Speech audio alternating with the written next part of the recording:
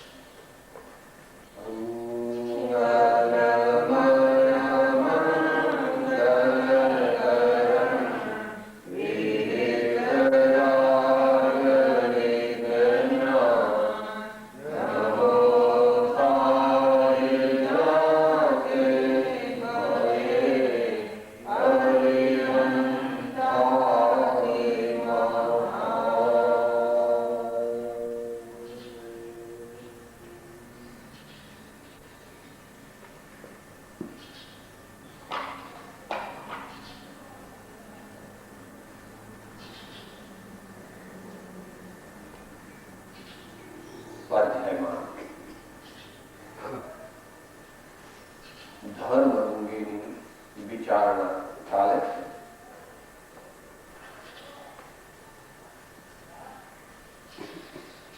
આપણા જીવનમાં સદગુણોનો આવિર્ભાવ થવો તે ધર્મનો એક પ્રકાર.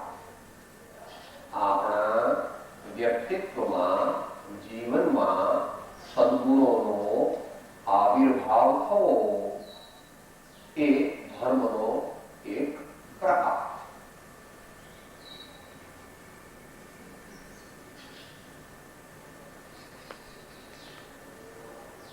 મહાપુરુષોએ ક્ષમા, વિનય વગેરે અનેક સદગુણો કહ્યા છે. એમાં ગઈકાલે આપણે સંયમ વિશે વિચારણા કરી.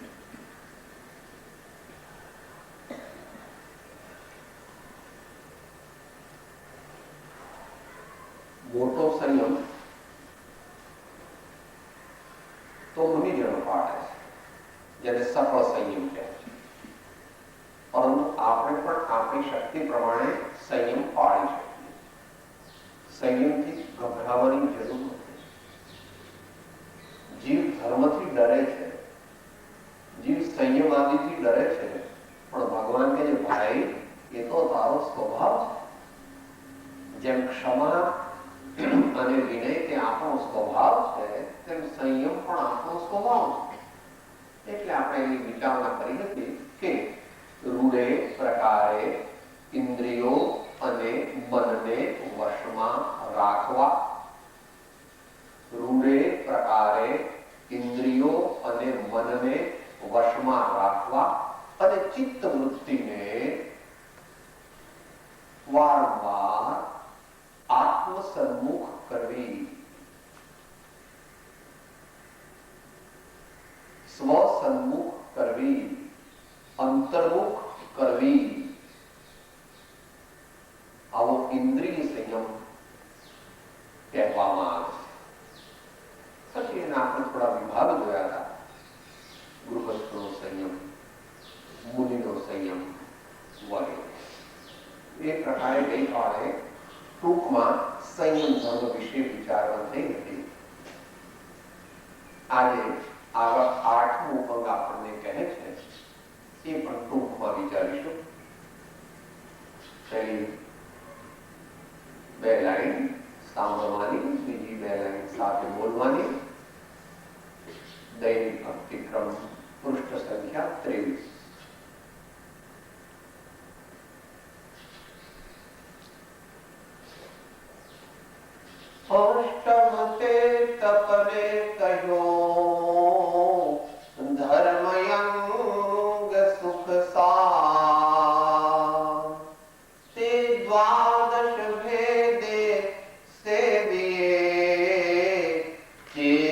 જન શુદ્ધિકાર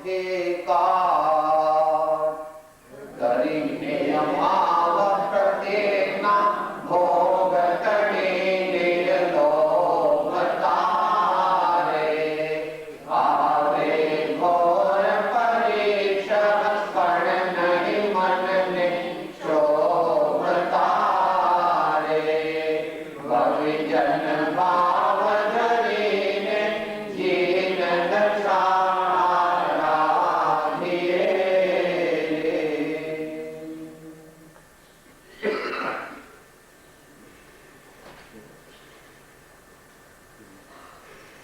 મોટા પુરુષો આચાર્ય વગેરે મહાજ્ઞાની પુરુષો ધર્મના ચક્રવર્તી, ધર્મના રાજા, મહાન રાજા. જેમ કોઈ રાજા હોય, પહેલા સામાન્ય રાજા હોય, એક પછી એક પ્રાંત જીતતો જાય અને રાજામાંથી મહારાજા બને, મહારાજામાંથી સમ્રાટ બને અને સમ્રાટમાંથી ચક્રવર્તી બને. એ અહીં ધર્માત્મા એક પછી એક અંગોને પોતાના જીવનમાં અવતરિત કરીને પોતાના આત્મવૈભવની વૃદ્ધિ કરે, પોતાના આત્મવૈભવની વૃદ્ધિ કરે છે. ક્ષમા પ્રગટ કરી, વિનય પ્રગટ કર્યો, એક પછી એક. પણ એક પછી એકનો નિયમ એવો નથી કે એક કરે ને બીજા ન કરે, બધાએ ગુણો પ્રગટ કરે. પણ અમુક સમય માટે એક ગુણની સાધનાની મુખ્યતા છે. જાન્યુઆરી મહિનો ક્ષમા, ફેબ્રુઆરી મહિનો વિનય, જૂન મહિનો તો સંયમ. એમ જુદી જુદી રીતે પોતાના આત્માના ગુણોનો, બધા ગુણોનો વિકાસ કરે છે, પણ એક ગુણ મુખ્ય રાખે છે.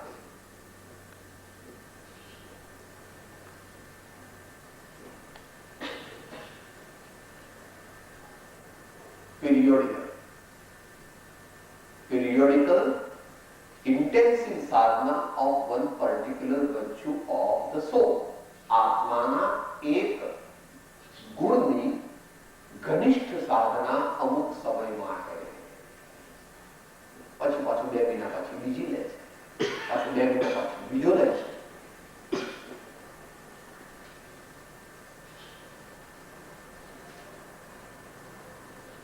ત્યારે યુગ પ્રધાન આચાર્ય જેવું વ્યક્તિત્વ ખીલે, જે આપણે આત્માનુશાસનની 5મી ગાથામાં બોલી છે ને,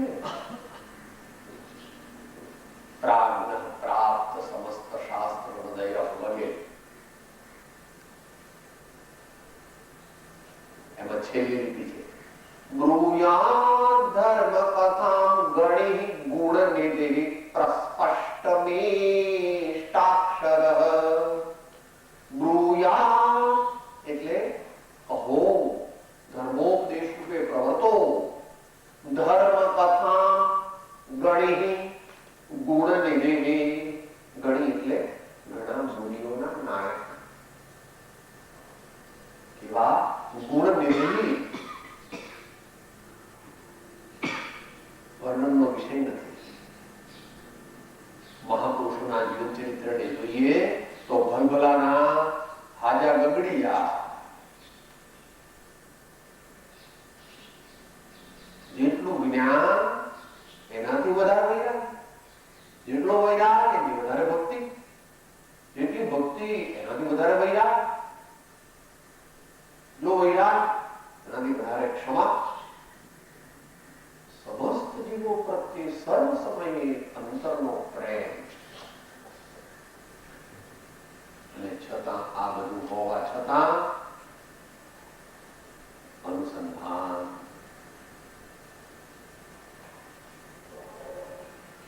હૃદય મંદિરમાં વિરાજમાન ચૈતન્ય દેવ, હૃદય મંદિરમાં વિરાજમાન ચૈતન્ય દેવ ભગવાન આત્મા.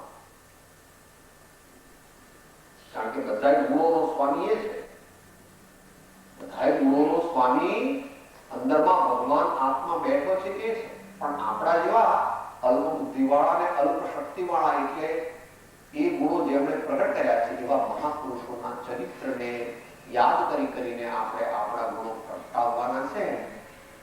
એમ પ્રસિદ્ધ અંગ્રેજી કહેવત છે, lives of great men all remind us to make our lives sublime. Lives of great men all remind us to make our lives sublime. માનવભાવની આ મૂઢ જીવને કિંમત નથી, પણ જ્યારે નીચ ગતિમાં જશે ને ત્યાં અવધિજ્ઞાન હશે તો મોટા મોટા આંસુથી રડશે, પણ રાંડ્યા પછીનું દાપણ કંઈ નકામું છે. રાંડ્યા પછીનું દાપણ નકામું છે. જ્યાં સુધી પતિ જીવે ત્યાં સુધી તો મારે, ગાળો દે, ખાસડા, અપમાન, કમ્પ્લેન, નોન કોઓપરેશન, અને મરી ગયા પછી બહુ સારા થવું, બહુ સારા. ઓફિસથી આવે પણ કોઈ દિવસ ગુસ્સો ન કરે, અડધું મારું કામ પણ રસોઈમાં પણ મદદ કરે, વાસણમાં પણ બહુ સારા. શું કામ? એને જીવન ન દીધા ને હકે અને વહેલા પહોંચાડી દીધા, તો તું ધર્મપત્ની કે રાક્ષસી ડાકર કહેવાય. જે વર્તમાનમાં હોય એની કિંમત નથી, અને મરી ગયા પછી કે છે બહુ સારા, આપણે એનો કઈ અર્થ કરવાનો એ મનુષ્ય બહુ છે ત્યાં સુધી એનો ઉપયોગ કરી લેવો. પછી નરકમાં અધિજ્ઞાનથી જાણશે કે આ પેલા ફલાણા હતા તો ધર્મ સંભાળતા હતા, પણ આપણે કઈ વિચારી લઈને આ અત્યારે અહીંયા આવી પડ્યા. એ વખતે કઈ એમાંથી છૂટાય નહીં, ત્યાંથી કઈ છૂટાય એવી વ્યવસ્થા નથી. એ તો ફિક્સ સજા. અહીં તો તમારે કોઈ મોટા રાષ્ટ્રપતિ નવા આવે કે કોઈ એવું હોય તો સજામાં ઘટાડો થાય નહીં. જન્મટીપની સજા હોય પછી કે હવે 20 વર્ષ જન્મટીપ નહીં, તમને તમારી જન્મટીપમાં હવે તમારે 20 વર્ષની સજા, અથવા 20 વર્ષની હોય કે ના હવે આ મોટો પ્રસંગ છે ને ભાઈ તો 5 વર્ષ ઓછા, 15 વર્ષની સજા. પણ ત્યાં એવું નથી. એ છે શુભશાસ્ત્ર નિરુપક્રમ આયુષ્ય, જેટલું બાંધ્યું તેટલું ભોગવવું જ પડે.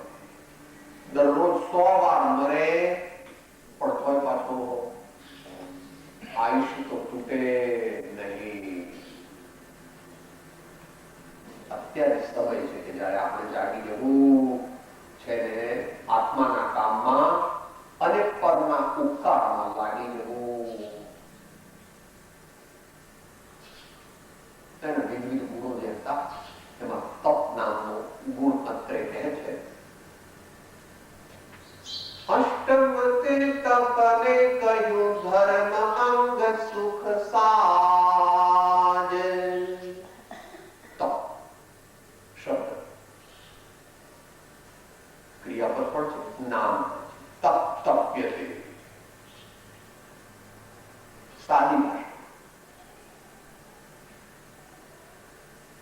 કેરીને પકવવી હોય તો તેને સ્ટોર રૂમમાં જ્યાં બહુ હવા ન આવતી હોય ત્યાં કોથળા ઉપર ઘાસની અંદર ઘણીવાર ડુંગળીમાં મૂકીને ઉપરથી પાછો બીજો કોથળો ઢાંકીને જલ્દી પકવો છે. કે કેમ? સાહેબ મારે આપણે તો બજારમાં આવે 400 રૂપિયા ડઝન, ત્યારે અમારે ઘેર કેરી આવી બજારમાં આવ્યા પહેલા, કારણ કે અમારા રત્નાગીરી બધા મિત્ર રહે છે એમના ફાર્મ પરથી સીધી પેટી અમારે ત્યાં આવે 500 રૂપિયા ડઝન, પણ અમારે ત્યાં તો આવી જાય.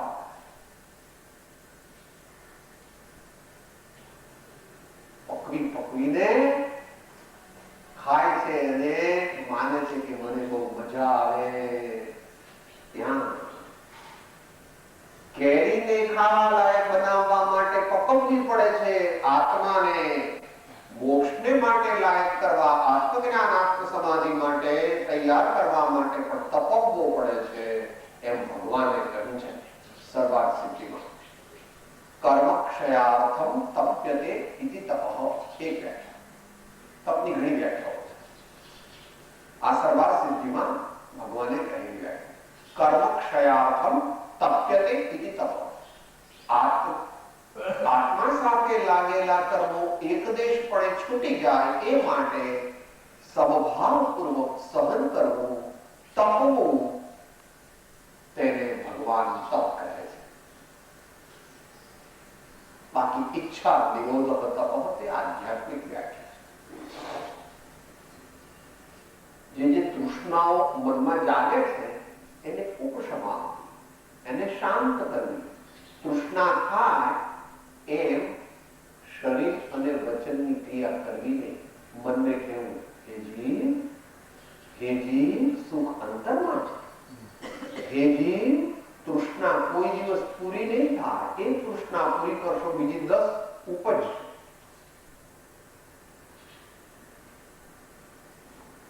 આપણે અહીંયા આત્માનું ઘણા ભાઈઓ બનવા છે શું એમાં તૃષ્ણારૂપી ખાડો આકાશની માફક અનંત છે, તે કોઈથી પણ ભરાતો. માટે એનો ઉપાય સમજણપૂર્વક એ ઈચ્છાને પાછી વાળવી, ઓછી કરવી, એ ઈચ્છા નિરોધક તપ. અને પછી પરમ અધ્યાત્મ શાસ્ત્રમાં પણ એની વ્યાખ્યા કરેલી છે. 14મી ગાથાની ટીકામાં પ્રવચન સારમાં તે મુમુક્ષુએ ત્યાંથી વાંચી લેવું વિસ્તારથી. પરંતુ શબ્દો આ પ્રમાણે છે. મૂળ નિસ્તરંગ ચૈતન્ય પ્રતપનાચ તપ. નિસ્તરંગ ચૈતન્ય પ્રતપનાચ તપ. જ્યારે કોઈ મહાન મુનિનો આત્મા નિર્વિકલ્પ સમાધિમાં એની ચિત્ત વૃત્તિમાંથી સર્વ તરંગો સમાઈ જાય છે, ત્યારે તે અતિન્દ્રિય જ્ઞાન અને આનંદથી શોભે છે. એ સર્વશ્રેષ્ઠ આધ્યાત્મિક તપ છે.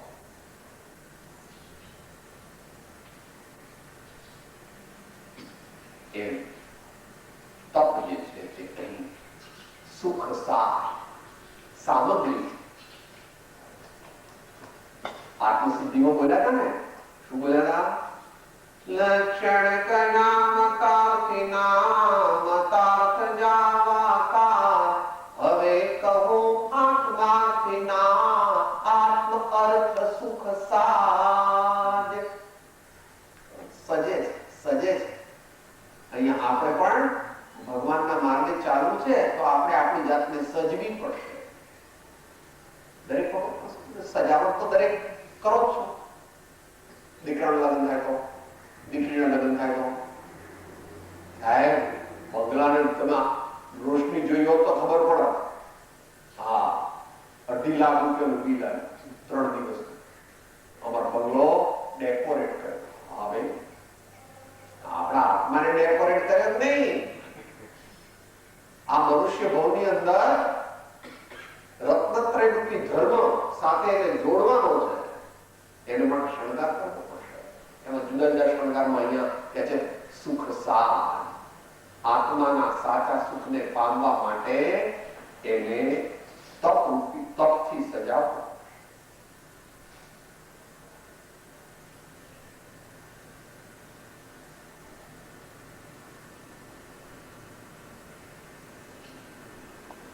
આચાર્યજી આખું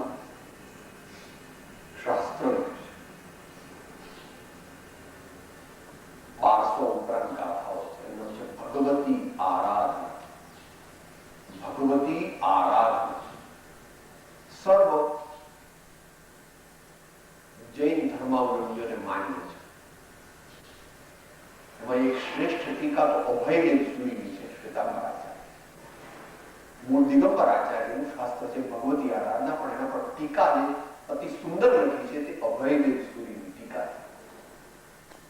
એ ભગવતી આરાધના સમ્યક દર્શન, સમ્યક જ્ઞાન, સમ્યક ચારિત્ર અને સમ્યક તપ એમ ચતુર્વિધ આરાધના દ્વારા સ્વ અનંત ચતુષ્ટય પ્રગટે છે. એમ ભગવાને આચાર્ય દેવે ત્યાં આગળ વિધાન કરેલું છે. ભલે અત્યારે આપણે માટે ભાવના છે, પણ જાણવું તો ખરો કે હું હવે બુદ્ધિ થવાનો છો આવતા ભાવમાં, તો કેવો થઈશ? આ ભાવમાં થાય તો બહુ સારી વાત છે, પણ ચારસી બહુ ઓછા દેખાય છે. આતા ભાવમાં, આતા મનુષ્ય ભાવમાં ઊંડી થાય ત્યારે કેવો થઈશ? ચારે પ્રકારની આરાધના, સાચી શ્રદ્ધા, સાચું જ્ઞાન, સાચું ચારિત્ર, સાચું તપ, એ દ્વારા અનંત જ્ઞાન, અનંત દર્શન, અનંત શક્તિ અને અનંત આનંદનો સ્વામીભૂત થવાનો એ અંતરમાં જો સાચી ભાવના કરે તો એ પ્રમાણે વર્તવું જોઈએ. એટલી ભાવનાથી કામ ન થાય, યાદ રાખવું. भावना से कर्तव्य ऊंचा है, भावना से कर्तव्य ऊंचा है. चारित्र में ये अपेक्षा लेता है शू क्या है? भावना से बढ़कर कर्तव्य निष्ठा है. जो कर्तव्य नहीं करता है वो सिर्फ भावना करता है, अकेली भावना से काम होने वाला नहीं. जैसी भावना की वैसा काम करो, वैसा जीवन बिताओ. જેવી ભાવના હોય તેને અનુરૂપ આપણું જીવન આપણું ગોઠવવું પડે, માળખું. સવારના આંખ ઉગડે અને રાતના આંખ મીચાય ત્યાં સુધીમાં રાત્રે રોજ વિચારવાને કમાયા શો અહીં રે, શાંત પડે અવલોકો નિજ ઘરમાં ઊંડે જઈ formula.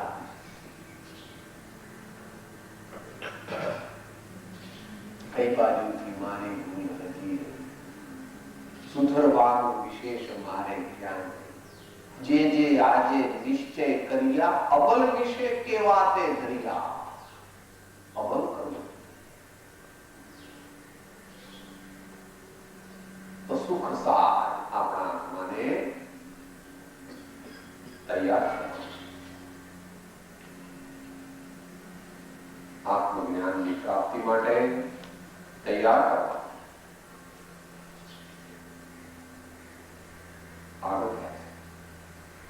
તે દ્વાદશ ભેદે સેવિયે ચેતન શુદ્ધે કા. મહાવીર ભગવાનની પદ્ધતિથી 12 પ્રકારના તપ છે. અનશન, ઔમૌદર્ય, વૃત્તિ પરિસાંખ્ય, રસ પરિત્યાગ, વિવિધ શય્યાસન અને કાય ક્લેશ. આ બાહ્ય ઉપવાસ કરવો, ગુણોદરી તપ કરવું, એકાંતમાં એકલા બેસતા રહેતા અને સૂતા શીખવું, ટેવ પાડવું. એકો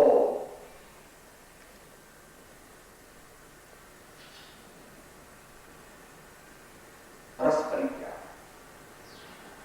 શું ખાવું છે? તમારે જે આપો. તમે શું લેશો આજે? કઈ નહીં. તમારે જે આપવું હોય તે આપો. પણ બહુ સારું આપે ભક્તો તો કાઢી નાખે, એવું ખરું. કારણ કે અંધ ભક્તો હોય તે તો એમ કે મહારાજને ખૂબ લાડવા પેડા ખવડાવીએ, બરફી અને મગર ને બેસું, તો પછી મહારાજ પહેલા તો અહીંયા મૃત્યુ પામે કઈ રીતે?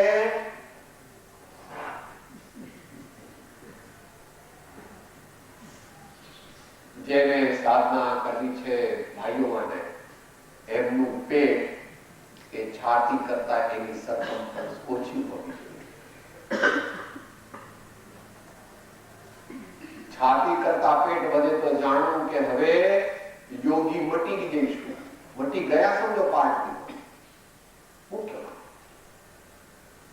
કોઈનો વાંધો મોટો હોય એ અપવાદ વાત જુદી છે. અહીંયા જનરલ વાત.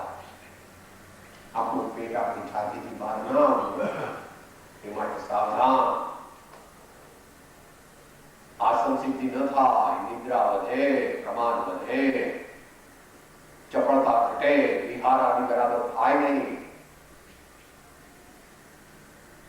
માટે ભોજન બહુ સારું, તો ભોજન બગડી જાય. ભોજન કેવું? સપ્રમાણ, સાત્વિક, સહજ મિલાપ, સદુર.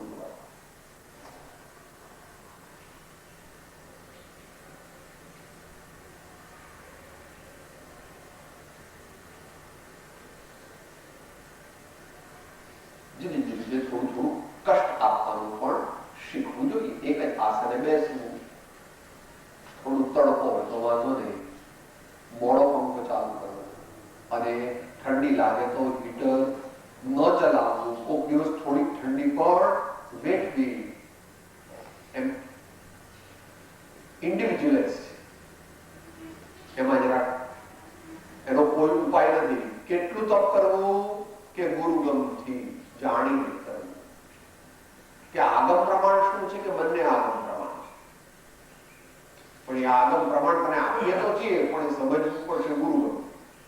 પેલા સિદ્ધાંત થી આગમ પ્રમાણ આપે છે તો કે અનિગુહિત વીર્યસ્ય સંયમસ્ય ચલા, પૂરેપૂરી શક્તિ લગાડીને સંયમ ધારણ કરો. એમ જ્ઞાન સ્વામી તત્વાનુશાસનમાં કહે છે.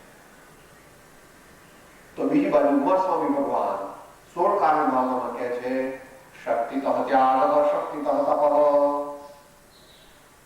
શક્તિને અનુરૂપ ત્યાગ કરો અને શક્તિને અનુરૂપ તપ કરો. તો યશોવિજયજી મહારાજ કહે છે એવું તપ ન કરવું જોઈએ કે જેથી ઇન્દ્રિયો શિથિલ થઈ જાય અને મનની વૃત્તિ ચલિત થઈ જાય. એટલું બધું તપ ન કરવું જોઈએ. આમ અનેક પ્રકારે મહાપુરુષોએ ગાઈડલાઈન આપી છે.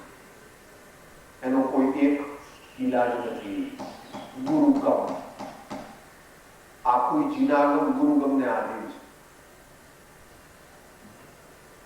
જીન પ્રવચન દુર્ગમ્યતા આકે અતિમતિમાન અવલંબન શ્રી સદગુરુ સુગમ અને સુખખાન.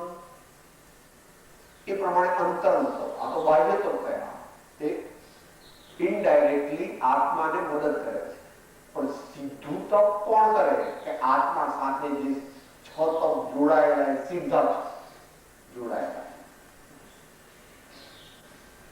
પ્રાયશ્ચિત્ત, વિનય, વૈયાવૃત, સ્વાધ્યાય, જ્ઞાન અને વ્યુત્સર્ગ.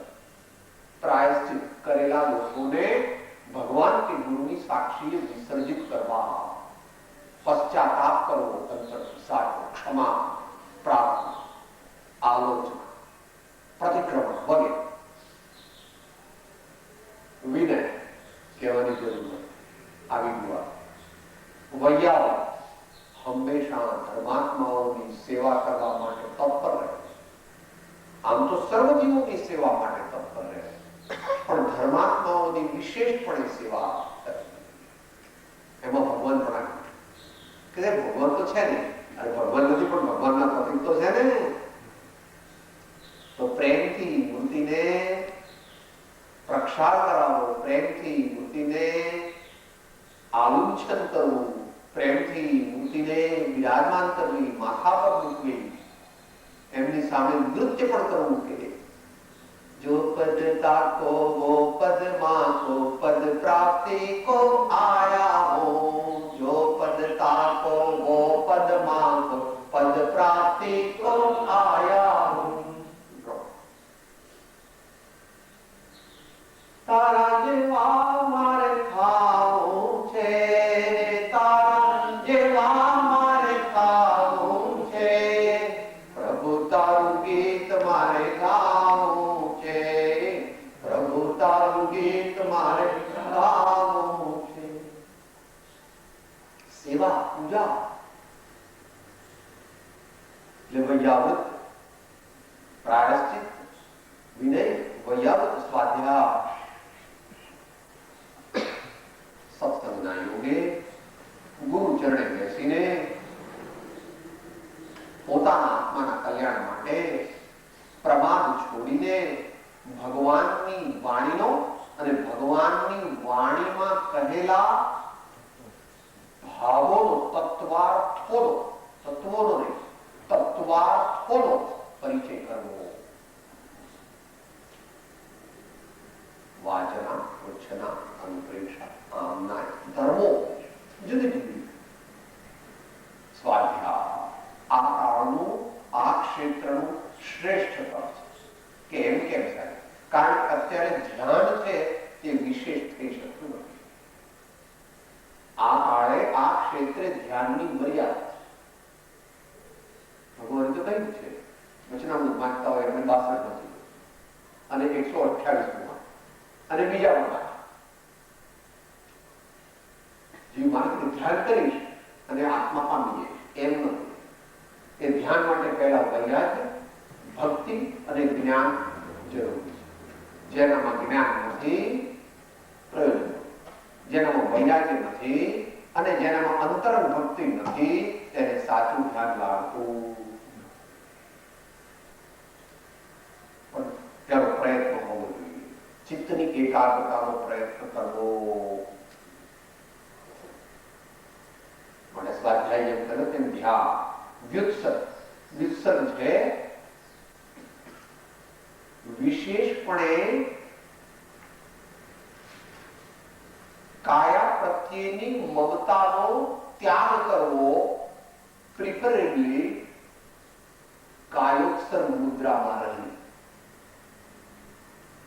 ગમે તેમાં કરે કઈ વાંધો નહીં, પણ કાયોત્સર્ગ મુદ્રાનો અભ્યાસ કરીને શરીર પ્રત્યેના મમત્વના ત્યાગનો અભ્યાસ. વ્યુત્સર્ગ એ વ્યવહાર નહીં. આ બધો વ્યવહાર નહીં નિત્યતાની વાત ચાલે. નિશ્ચય તો પહેલા જ કહ્યું, ઈચ્છાનો વિરોધને આત્માનું શોભવું. નિસ્તરંગ ચૈતન્યથી, નિસ્તરંગ ચૈતન્ય વૃત્તિથી આત્માનું શોભવું. એટલે એમ પૂછ્યું હતું પહેલા કે સાહેબ સ્વાધ્યાય ને કેમ તમે આગળ લઈ જાઓ છો? તો કે સ્વાધ્યાય આ કાળનું, આ ક્ષેત્રનું શ્રેષ્ઠ પદ છે. કારણ કે અત્યારે ધ્યાન અમુક હદ સુધીનું થાય છે. એને માટે એ તારે આગળ પ્રમાણ બીજા જોઈ લેવા. અંતે છતાં ધ્યાન સ્વીકારવું, ધ્યાનનો અભ્યાસ કરવો, ધ્યાન માટે પ્રયત્નશીલ થવું, પણ તે ગુરુગમ સહિત ક્રમે કરી યમ નિયમ આસન પ્રાણાયામ અત્યાહાર ધારણા સહિત સીધું ધ્યાન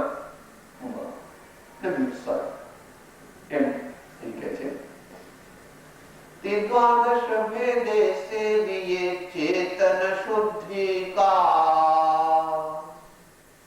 વેરી તપ કરીને દુનિયાની કોઈ વસ્તુ માગે તો એ તપ અડધું જતું. તપ કરીને પરલોકમાં ઊંચી મને પદવી મળશે ને બહુ સુખના સાધન મળશે એવું માને તો પણ તે નિયણ કરવાથી તે તપની કિંમત ઘટી જાય.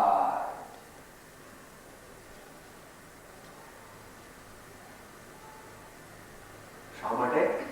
ચેતન શુદ્ધિ કા.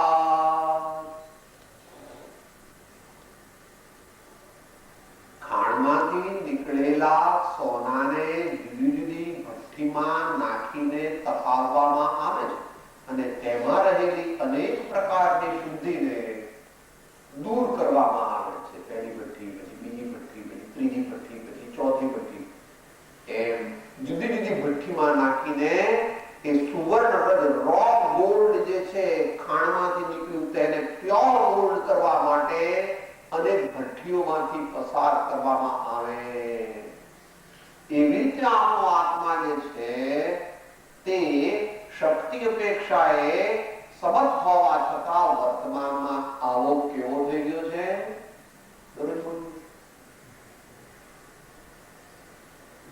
અધમાધમયધિકો પતિત સકળ જગતમાં હોય એ નિશ્ચય આવ્યા વિના સાધન કરશે શું? મતલબ શા માટે કરવું? મારા આત્મા સાથે લાગેલા કલંકો દૂર થાય પ્રભુ. મારા પાપ બળે, મારું પુણ્ય સહજપણે વધે. પણ પેલું પુણ્ય નહીં, દુનિયાના જેને પુણ્ય કહે છે એવું નહીં. પુણ્યાનુબંધી પુણ્ય, વિશિષ્ટ પુણ્ય મારે, બીજું પુણ્ય મારે જોઈતું નથી. કારણ કે પુણ્ય તે આશ્રમ તત્વ છે. પુણ્યથી પણ પુણ્ય તે આશ્રમ તત્વ છે. તેથી શ્રદ્ધામાં તો એ છે, પરંતુ ઉપાય નથી.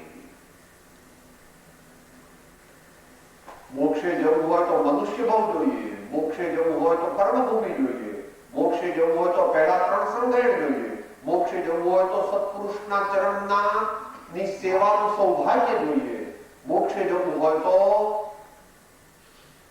સર્વજ્ઞ ભગવાન ગુરુદેવનો બોધ, રોગરહિત શરીર અને બાહ્ય સામાન્ય અનુકૂળતા, એ બધું જરૂરી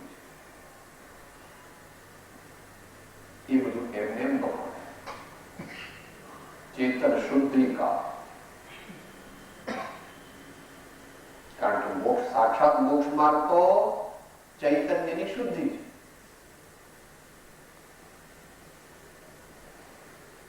કરીને ભાવ પ્રત્યેના ભોગ તણી નિર્લોભ તારે, વિશ્વ છે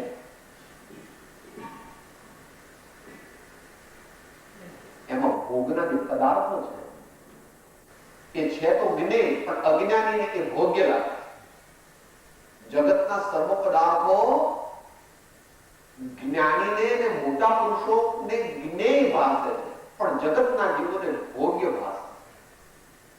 જેને માટે જેને ભોગ્ય ભાસે છે તે બંધાય છે, અને જેને જ્ઞેય ભાસે છે તે છૂટે છે. આ દુનિયામાં કોઈ પણ પદાર્થ અલૌકિક નથી, અપૂર્વ નથી, બધા પદાર્થ આ જીવે મેળવ્યા છે.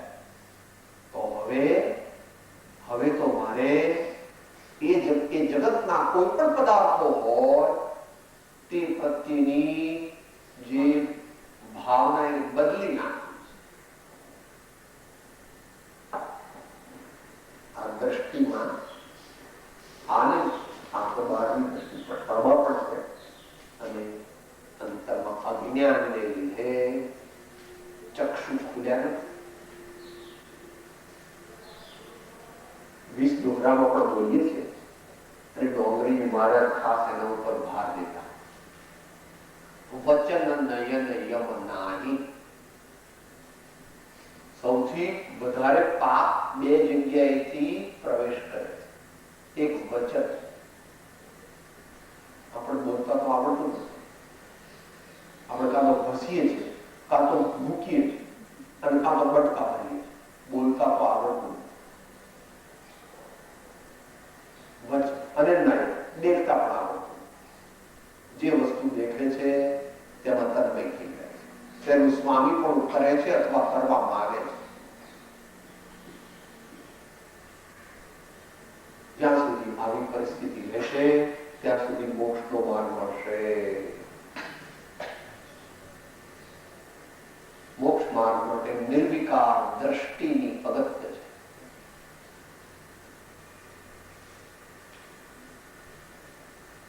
એને માટે તત્વજ્ઞાન અને વૈરાગ્ય બંને જોઈએ. તત્વજ્ઞાન અને વૈરાગ્ય બંને જોઈએ. તત્વજ્ઞાન વિશે આપણે 2-3 મહિના પહેલા પ્રવચન સારની 179-200 ગાથા લીધી હતી. એમાં આત્માનો જગતના પદાર્થો સાથે જે જ્ઞેય જ્ઞાનિક સંબંધ છે તેનું સંસ્થાપન આચાર્ય દેવે કરેલું છે. તે અદભુત છે, વારંવાર વિચારવા જેવું.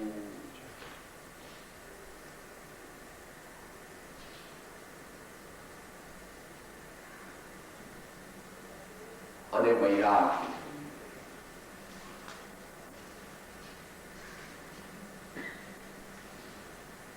કે સત્સંગના માધ્યમથી આવે, સંતોના સહવાસથી આવે, અને પોતાની જાગૃતિથી આવે. આપણો વૈરાગ્ય હોવો જોઈએ. આત્મજ્ઞાન જોઈતું હોય. નિષિદિન નયન નિંદન આવે, નરક વિહી નારાયણ. इस तन धन की कौन बड़ाई, देखत नयनों में मीठी मिलाई, देखत नयनों में मीठी मिलाई. विस्तृत वर्णन सर्वज्ञ भगवान 12 भावनाओं में. ગુજરાતીમાં પણ આપણે વચનામૃતમાંથી બોલી છે, ભાવના બોલવા 50 ઉપરાંત 12 ભાવનાઓ સંસ્કૃત, પ્રાકૃત અને હિન્દીમાં એવાયેલી છે.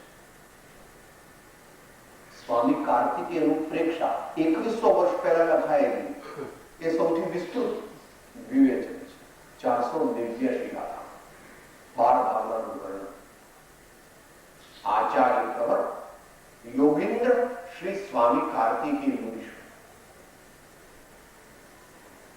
અને હજુ પણ નવી નવી ભાવનાઓ, 12 ભાવનાઓ સંતો અથવા વિદ્વાનો પોતપોતાના ભાવને પોષવા માટે લખે. અનિત્ય ભાવ,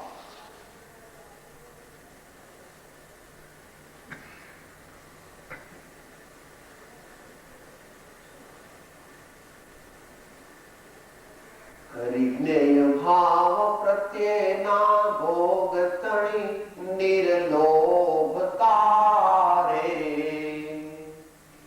સંતોષ લાવે તો જ આવે, નહીં તો કોઈ દી ન.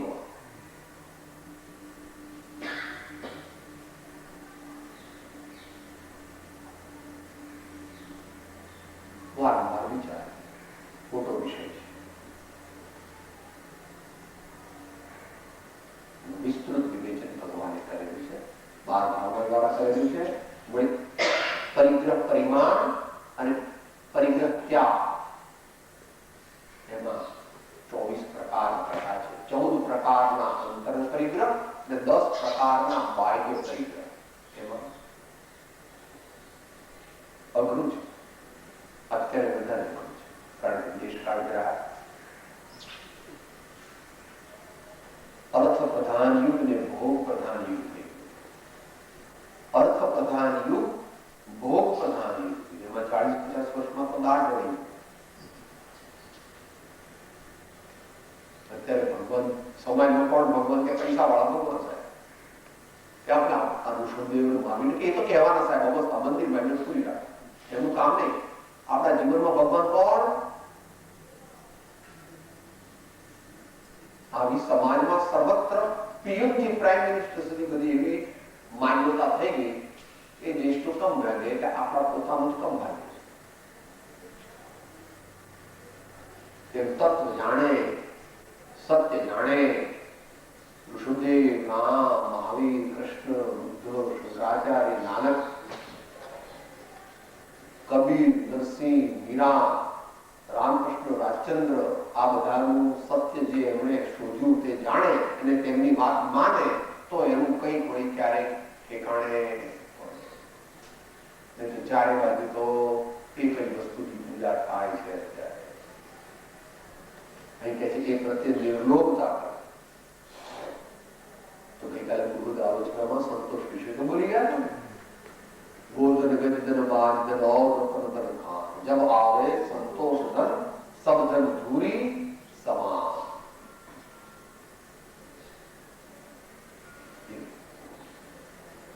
અભ્યાસથી,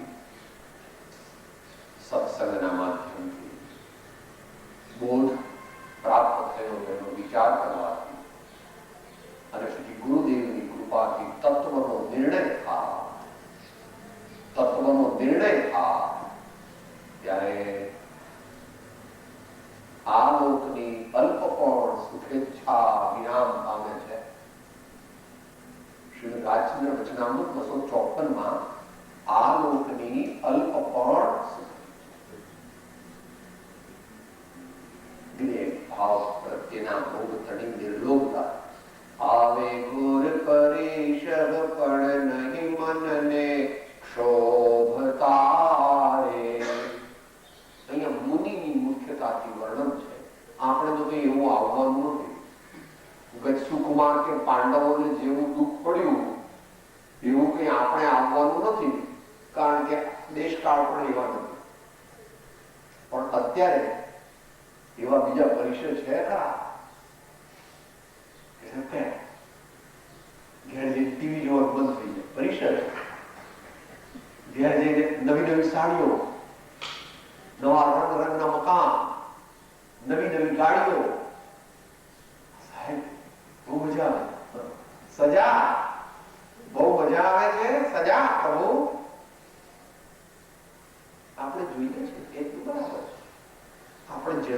છે તે એટલું બરાબર છે. કોઈને ગમતું નથી. આવું ચોપડીઓમાં રાખો, બંગલે આવો તો ખબર પડશે, આ બધું ભૂલી જશો. ભગવાન બધું ભૂલી જશો. અને બંગલે આવો તો ખબર પડે. હા,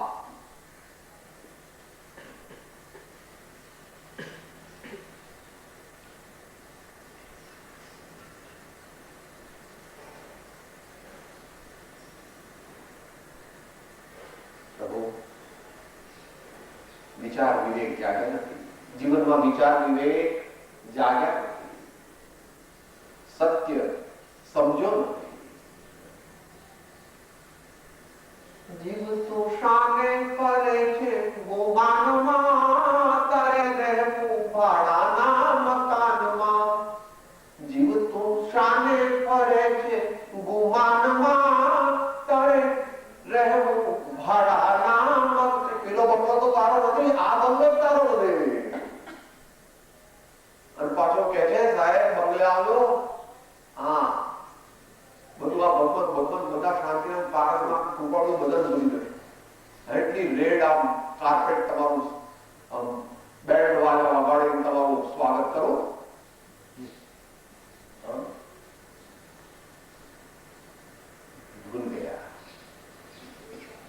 ભૂલ ગયા ભૈયા.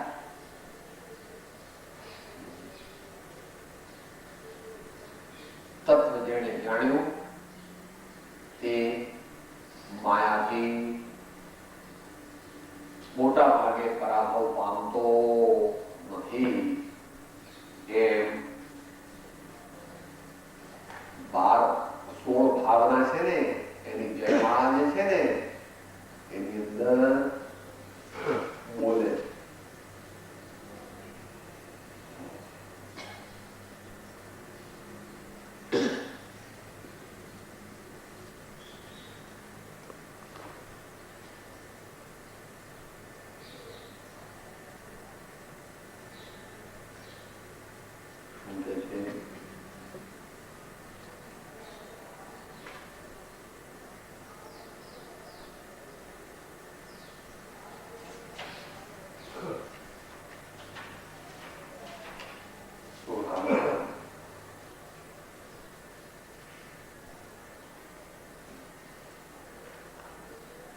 शील सदा दृढ़ जो नर पाले, सो औरन की आपद टाले.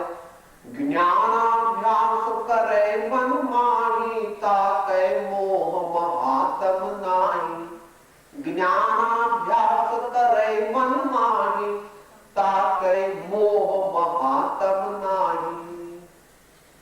रजकण की रिद्धि वैमानिक देवनी, सर्वे मान्या उद्गल एक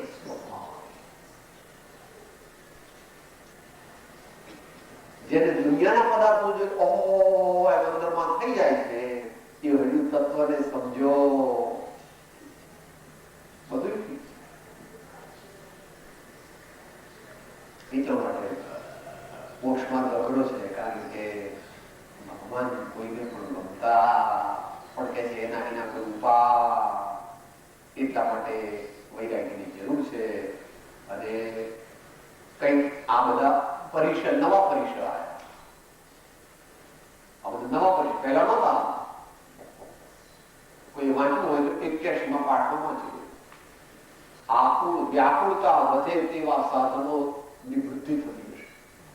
આકુળ વ્યાકુળતા વધે તેવા સાધનોની વૃદ્ધિ થતી હશે. પંચમકાળનું લક્ષણ થઈ. તો આપણને કહે છે કે જો ભગવાન સાથે પ્રીતિ કરવી હોય, સાચું સુખ જોઈતું હોય તો બીજું બધું ઓછું કરો. અને મને બોલી પ્રીતિ અનંતી પરથ કી, જે તોડે હો તે જોડે હો, પરમ પુરુષ થી રાગતા. એકત્વ